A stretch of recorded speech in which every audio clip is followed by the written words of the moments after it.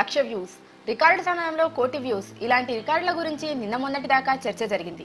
Baahubali the conclusion రాకతో ఆ వ్యవహారాలన్నీ గల్లంతైపోయాయి.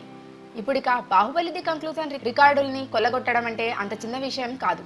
బాహుబలి ది కంక్లూజన్ రికార్డ్ని పక్కన పెట్టి మిగతా రికార్డుల గురించి మాట్లాడుకోవాల్సిందే. అలా మాట్లాడుకున్నా అంత కిక్ కనిపించదు. 50 కోట్ల వసూళ్లు, 100 కోట్ల వసూళ్ల గురించి మాట్లాడుకోవాలన్న సినీ పరిశ్రమలో ఎవరూ ఇష్టపడడం లేదు. ఇప్పుడు నాగార్జున సోగ్గాడే చిన్ని నాయన సినిమాతో 50 కోట్ల క్లబ్ లో చేరాడు.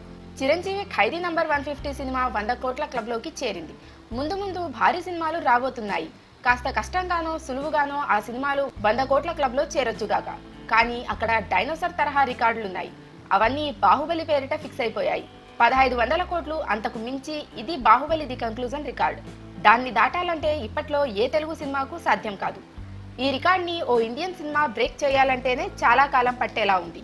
అయితే చరిత్ర సృష్టించింది తెలుగు సినిమానే గనుక మళ్ళీ తెలుగు సినిమానే ఆ రికార్డుల్ని బ్రేక్ చేయాలని ఆశించడంలో అతిశయోక్తేమీ లేదు. అయినా సరే ప్రతిసారి ఆ స్థాయి రికార్డులంటే అంత ఈజీ కూడా కాదు మరి.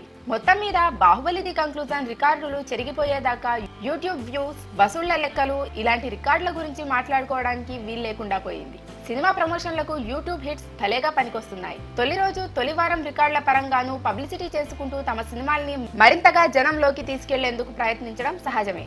బాహుబలి పుణ్యమా అని ఇప్పుడు ఆ అవకాశం లేదాయి.